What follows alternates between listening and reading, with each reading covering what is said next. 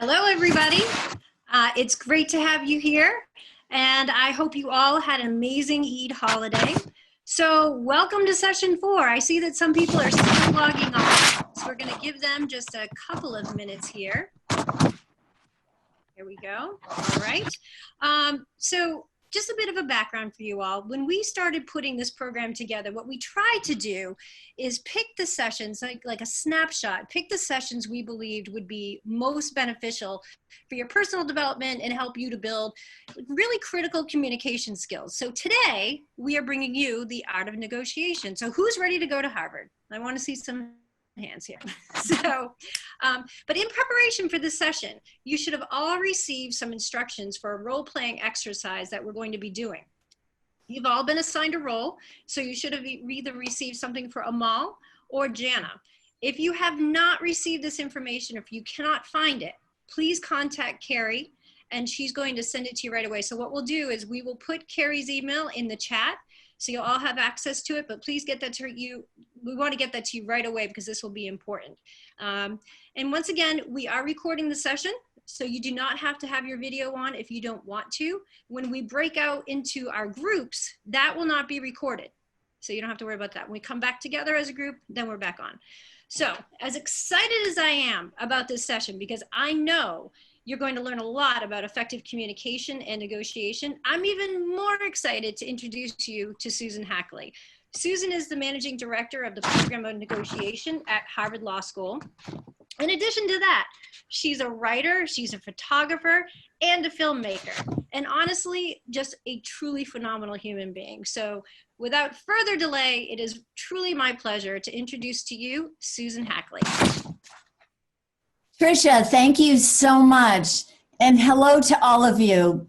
It is such a pleasure to see your faces, see your names, and know that we have an hour to spend together where I'll talk about one of the things that's most important to me, which is knowing how to negotiate, because that's the way we get to bring about change, achieve our needs and desires, and have good relationships. I want to thank Women2Women. I've been working with them for 12 or so years. It is always such a pleasure. They do a phenomenal job, and every year they bring together a group of extraordinary young women, and that's what they've done here as well. I want to thank the Ministry of Youth and Sport Affairs, the Embassy, and others for all they've done to make this possible.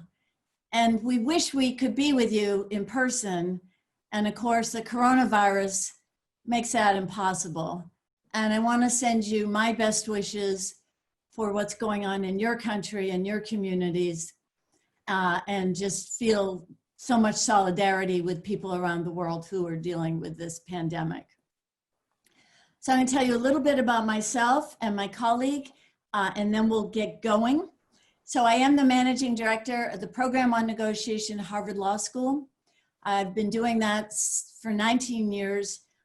It's such an honor for me to have that job because our mission is to help people think about conflict, learn to negotiate, solve problems, have sustainable agreements, and good relationships.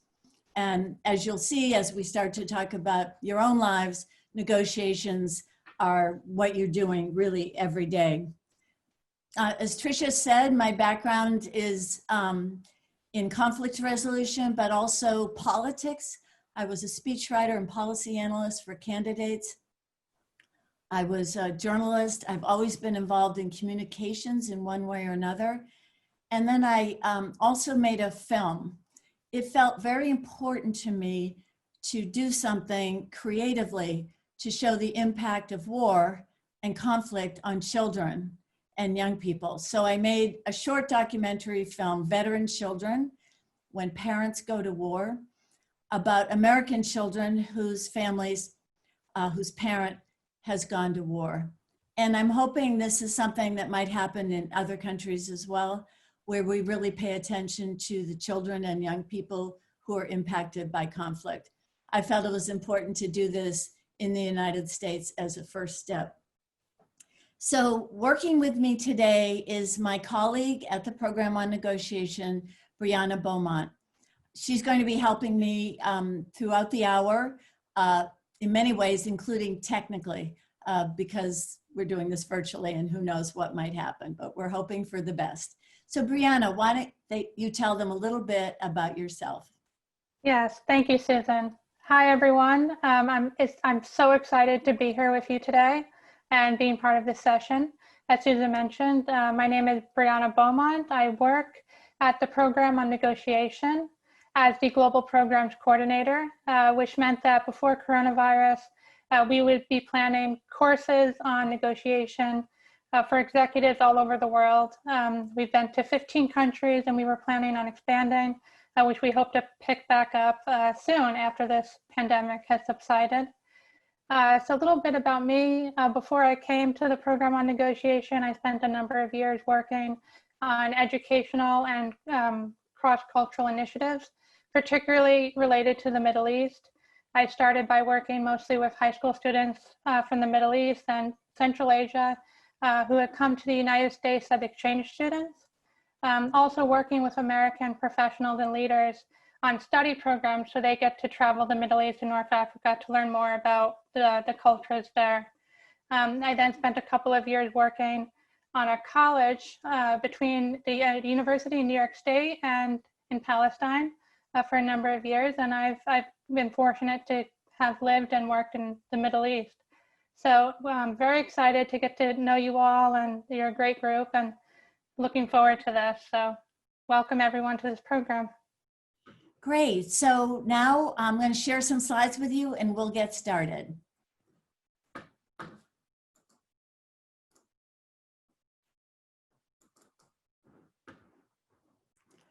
Okay, I'm going to go.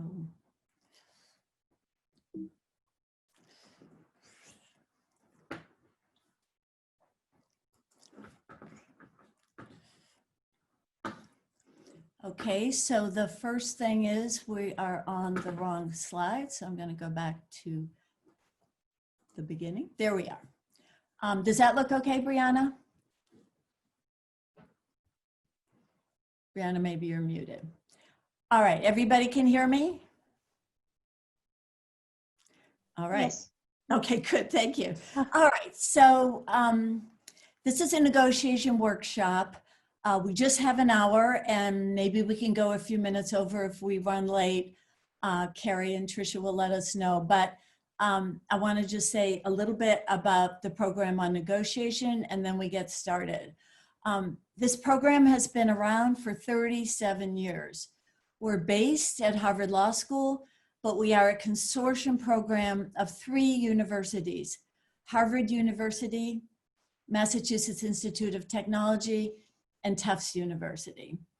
And this was started back in the 1980s because people saw how much conflict there was and felt that we all deal with it: public policy, lawyers, business, psychology, educators, anthropology, labor unions, government, nonprofits.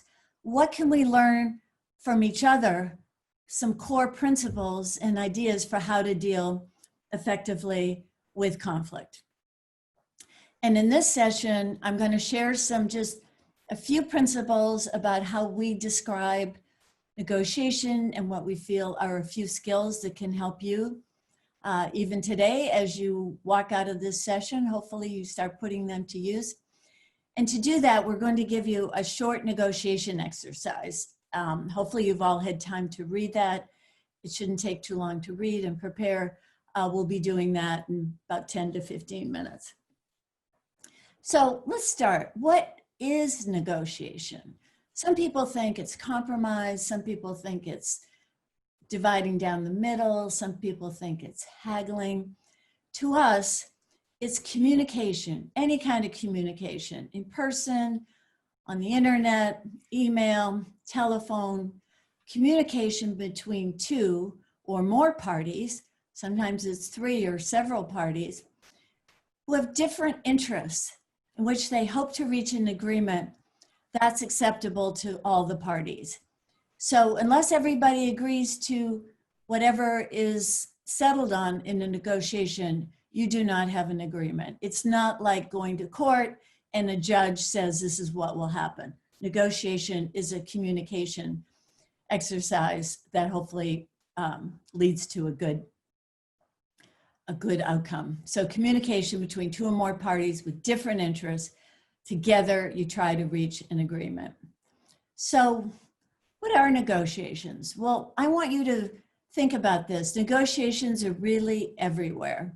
They're in your daily life, with your family, with friends, with people in your community, maybe your neighbors, in school, with your classmates, with teachers, in the workplace, with coworkers, colleagues, competitors, for those of you who are already in the workplace. And of course, negotiations are everywhere in our government, in politics, in public policy. So when negotiations fail, there are often very serious consequences. And it doesn't just mean, oh, the deal didn't happen, or your parents didn't let you do what you wanted to do. In the larger world, when negotiations fail, there are lost deals and missed opportunities. So for example, when there are peace talks and they fail, there's a missed opportunity for peace. Relationships can be damaged. They can be made worse than if you had never had the negotiation. You have wasted resources. You all put a lot of time and energy and perhaps other resources into trying to find a settlement. Then there are all unresolved disputes that go on, and we all know of examples around the world where that happens, and there are terrible consequences for the people in those communities. And in the worst case, when negotiations fail, there's unrest, there's chaos, there can be war, or even genocide. So we've tried to come up with some reasons for why negotiations often fail. And these are just a few short ideas. Sometimes the negotiators don't have clear goals. They think they want something, but they could have achieved something else and they didn't see that. Or their goal turns out not to have been the right goal. Or perhaps they don't have a good system to help them prepare for, conduct, and analyze negotiations. And we're going to be talking today about how you can create a system for yourselves. There are some ideas I'm going to give you, and then there's much more learning, of course, you can do. Our program on negotiation at Harvard Law School website has lots of free materials you can read. We're also going to be giving you a reading list. This is something that would be ongoing learning, hopefully for the rest of your lives, that you become skilled negotiators. Negotiations often also fail because parties are trapped in the past. Again, I think we can think of examples all around the world. One I often think of as Northern Ireland and the United Kingdom. Only when they were able to move forward, think forward, try to imagine the future they wanted for their children and their countries, were they able to achieve some kind of peace. And then negotiations may also fail because your culture or your institutions tell you to win. Maybe your goals are unachievable. I don't know if that's the case, but certainly it is in some negotiations. And if you're afraid to fail and not win and get everything you want, you may miss opportunities to achieve a good agreement. And then ego, emotions, and escalating tensions can get in the way. So now I want to ask you, think about a recent negotiation you've had. And would you please just write a few words in chat?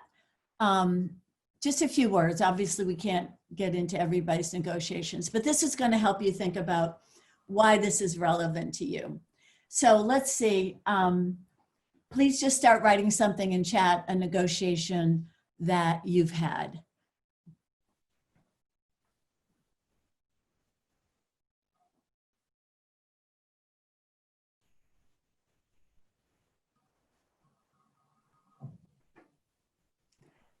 Brianna, why don't you write something in there? Get things going.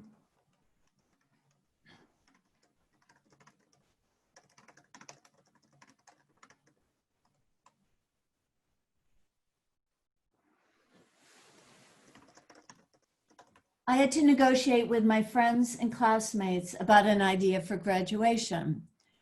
That's excellent. Thank you. So it's something that impacts a lot of people, and you and your friends and classmates tried to come up with a solution. Negotiating with my family where to go out. I was in an MUN. I don't know what that is. Model United Nations. Oh, thank you, Brianna. I was in a Model United Nations, and my council had to come up with a resolution for an issue. That's a negotiation. Let's just have a few more. I was negotiating with my mom today to buy me a new camera. Great. Negotiating with my friends about whether to go to school. The pandemic. Oh, this is great. My future career. Negotiate with my sister to choose a new phone. I've had negotiation while preparing my points for debate. Awesome. What to cook for lunch. This is great. Preparing my points for debate. Thank you. This is great. And it reminds me of a negotiation I'm having with my family. My daughter, who has 2 very young children in the pandemic, how much can we be together and apart? So I bet there are a lot of negotiations like that going on around the world. University specialization. Thank you. That's great. I'm going to move on. I love those examples. So now you can feel inside of you that yes, you are negotiating all the time. So Women2Women works very hard to bring leadership skills to young women around the world. And I'm so proud to be part of what they do. And in my view, to be a leader, you have to be a good negotiator. In fact, we have a great negotiator program where we honor people from around the world and talk about their negotiation skills and how they were able to achieve that. But I believe this negotiating will be essential to your success as a leader. And just briefly, as you think about a negotiation and you look at what you said in chat, sometimes you think you're just negotiating about whether you're going to persuade your parents to buy you a phone, or what you're going to eat talking about with your doctor, or when will you go out to the mall. Think with your negotiations that there are almost always 3 things going on. First of all, you're thinking about the substance. Is your mother and father, are they going to buy you a phone? Are you going to come to some success with how you plan your graduation? That's the substance of a negotiation.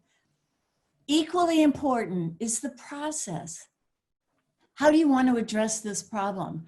Do you want to go in arguing? Do you want to sit back and listen to what the other side has to say? Do you have some good questions to ask? How are you going to be persuasive to them about why they should go along with what you believe is the right path? That's process, how you're going to conduct this communication. And then a third negotiation domain that is in almost all negotiations is in the relationship. How important is the relationship? Obviously, if you're negotiating with your parents, it's extremely important. If you're negotiating with someone you may not see again, may be less important. But think seriously about the relationship and how you want to protect that as you go forward. We often talk with negotiation about positions and interests. So sometimes you go into a negotiation, you have a position. My position is that you should buy me a new phone because my old phone doesn't work and all my friends have a new phone. That would be a position. An interest is what people really want and need, and that often lies beneath the surface. So you think about why? Why do you need a new phone? Maybe it's because you feel left out and isolated without a phone that can do the things your other friends' phones. Maybe you think it will help you with your education. There may be any number of reasons, but interests are what lie beneath the positions. And if you get at interests, you're often able to come to a good negotiated agreement. So I urge you to dig deep to discover your and the other party's interests. So we're getting ready now to do our first negotiation exercise. It's called the broken iPad, and you should have received instructions. You are either Amal or Jana.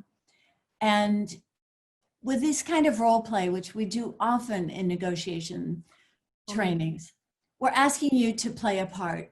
So the facts that you were given, those are the facts that you work with in this negotiation. You don't make up other things that you think should be in there that aren't in there. There are enough pieces of information about who you are, what you care about in this negotiation for you to do it. Just a little bit about how you prepare for negotiating. Picture the outcome you want. What would be great success for you in this negotiation? You can even write something down if you want. Think about what process will serve you best. And maybe select some talking points that will strengthen your arguments. And now I'm going to give you just 2 minutes to think about that. Just stay on. Just think about how you're going to prepare for this negotiation. And then in 2 minutes, I'll ask Carrie to send you into a breakout room where you'll be with another person on the other side, and you'll have about 10 minutes to negotiate. So let's take 2 minutes right now. Susan, I might need just a couple more minutes. Okay, you let me know. I will, thank you. Good.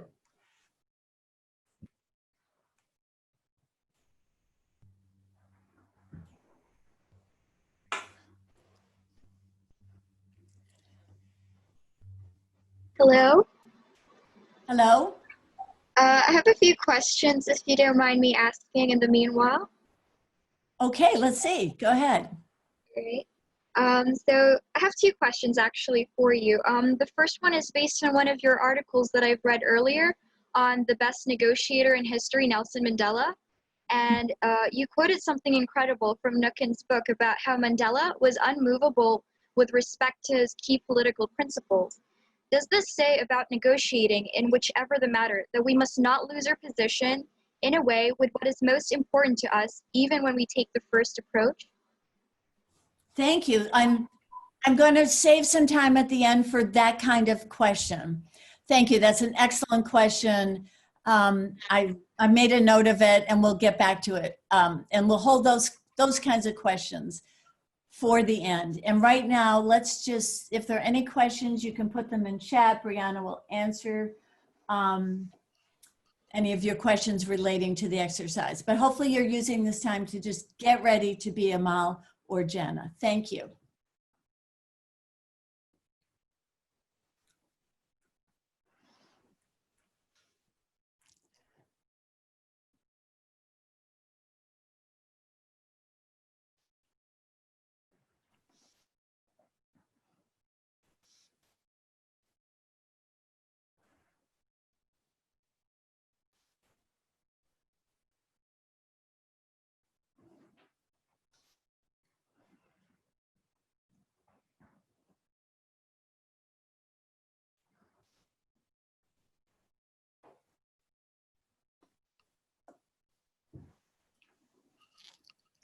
Carrie, do you need more time?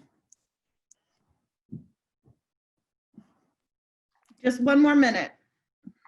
Okay, great. I'm just going to go to this one next slide, and then we'll go back, Carrie, when you tell me you're ready. So I talked about those 3 domains: substance, process, and relationship. And I just want to say, you can think about how to balance them. Long-term, most negotiations are not one-time events. Reputation is important because you will be negotiating with someone from the other side again. And your reputation will go out into the world as young leaders. Are you trustworthy? Do you have a good process for dealing with differences? We all have to deal with differences in conflict. And it's important to be able to do that because that's how we bring about social change, is by engaging with conflict.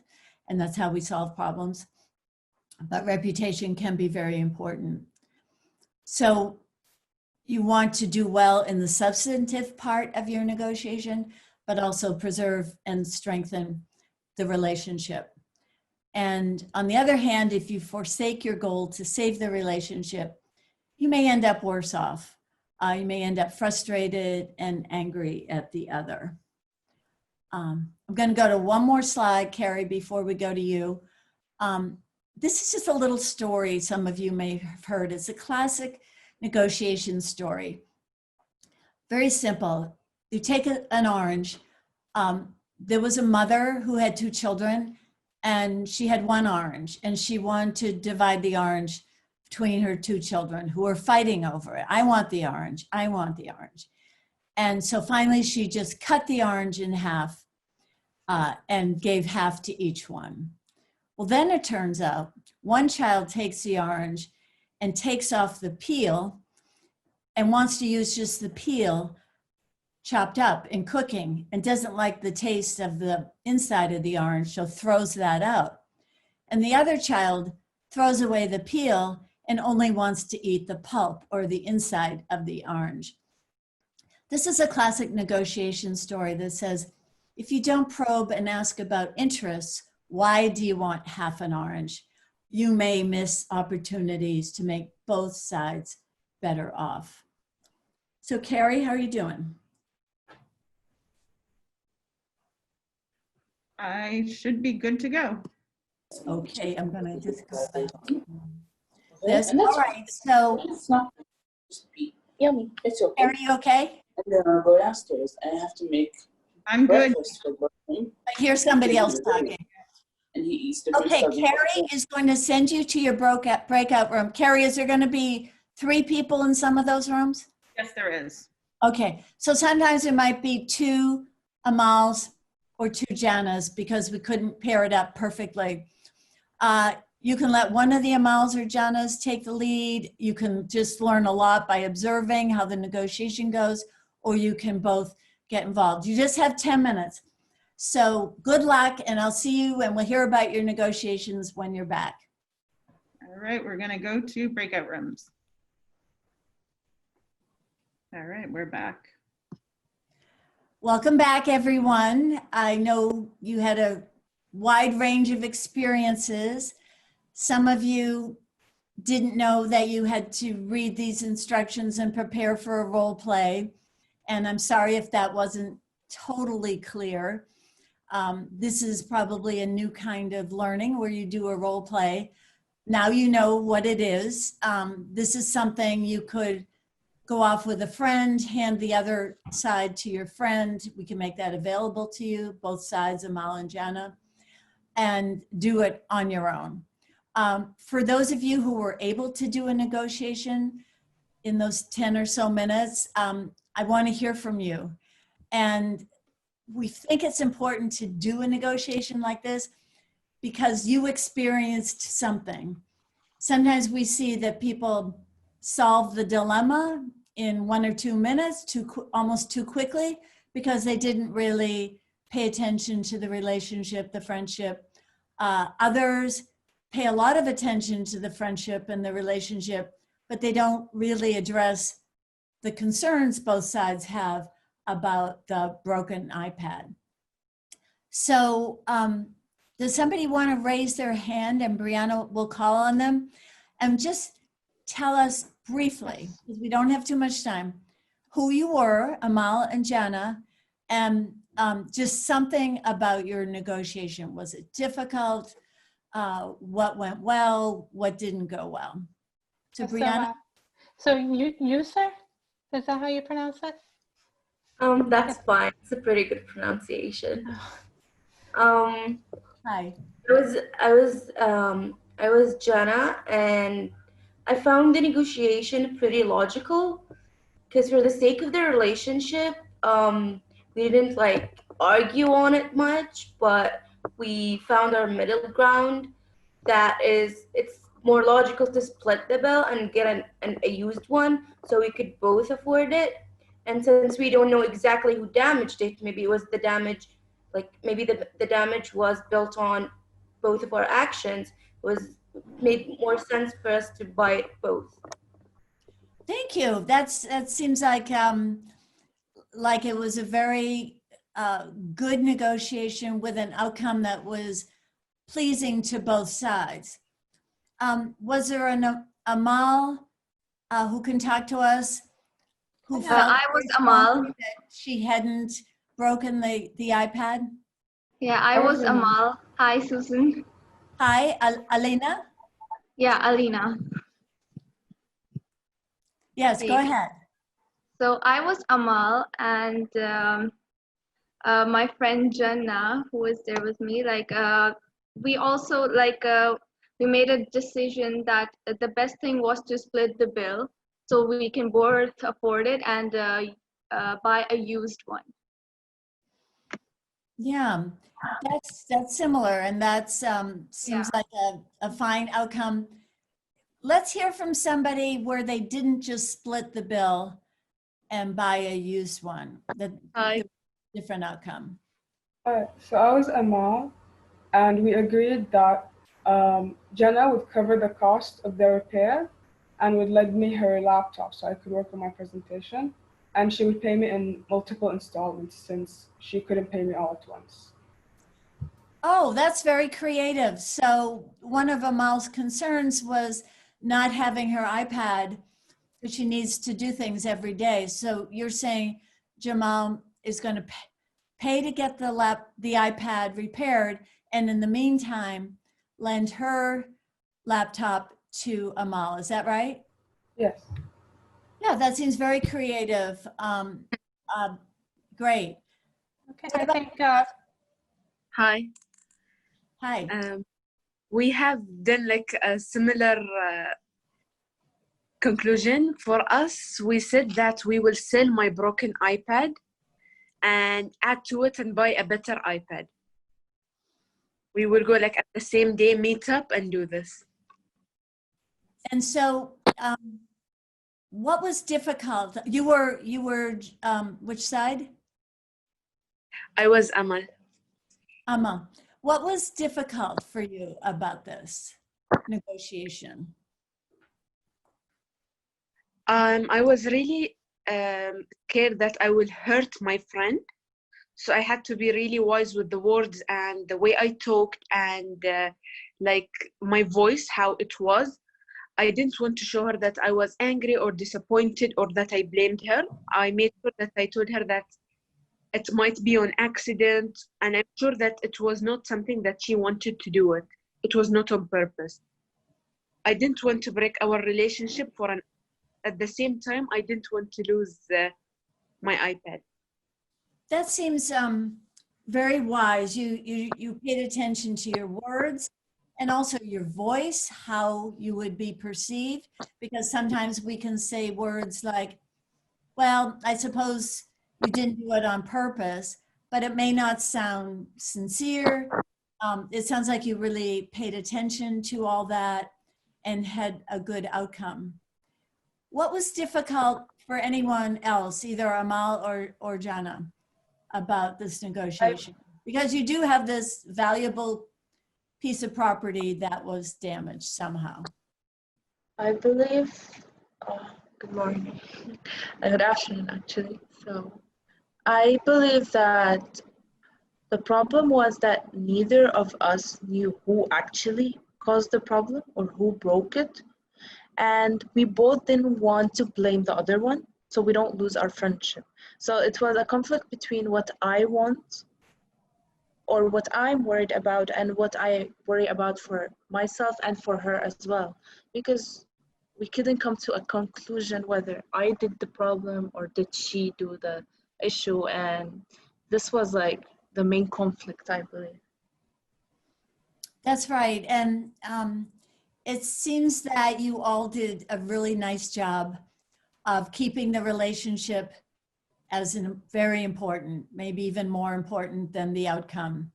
You don't want to ruin your friendship with this. And other people who have done this exercise don't necessarily do it that way. So I'm seeing the young leaders of Bahrain as very compassionate, empathetic, and really paying attention to the process and the relationship as well as the substance. Any last thought on this negotiation? Brianna? Do you So have we do have a couple hands raised. We have Afnan. All right, let's do that. Yeah, hey. Um, I said what I wrote what I wanted to say that about what we did in the negotiation. That we split the bill to buy a new one, the new model, and yeah, both of our friendship was okay, and yeah, everything was good. And I think I heard you that the agreement was to buy a new one together. Yeah. And then will they share it? The reason I ask is you could decide to do something like that. Okay, both of us will chip in and buy a new one, but then who gets to use it on which days? And you know, could there be conflict later on about how that is shared? Did you talk about that at all? No, we haven't talked about that. Well, I'm just raising it as with lots of negotiations. Sometimes people come to an agreement, even peace agreements or business deals. They come to an agreement, but they really haven't thought through all the ways that it will be implemented. And of course, you don't, when you come to an agreement like this, want to end up making things more difficult down the road. So this whole negotiation came about because Amal shared her iPad with Jenna, and she didn't really want to. She worried about that, and it created a problem, and now they would be getting a new iPad and doing that again. It could work, and that would be nice if it did, but they would have to really have a good system for how they would share it. If there's one more raised hand, Brianna, we can take that, then I think we should move on. Okay, there is one hand that's been up for a while. So Ken's Al-Maghribi. Unmute. Unmute yourself if.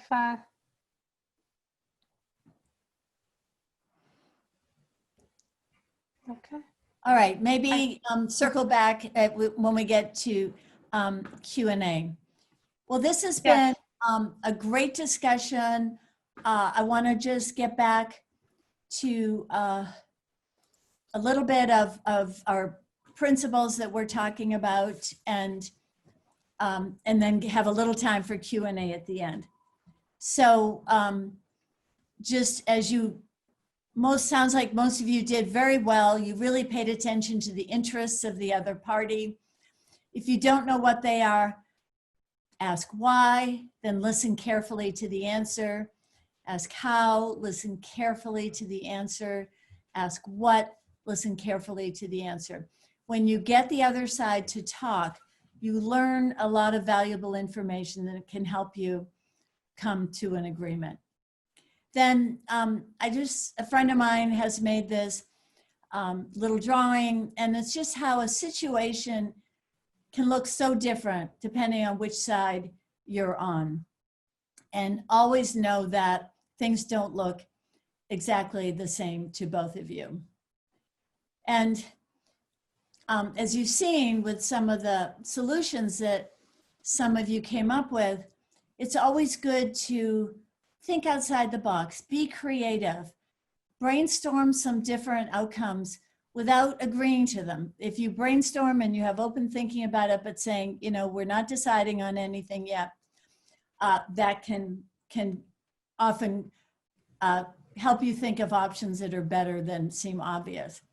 And now I'm just going to tell this little story of the 17 camels.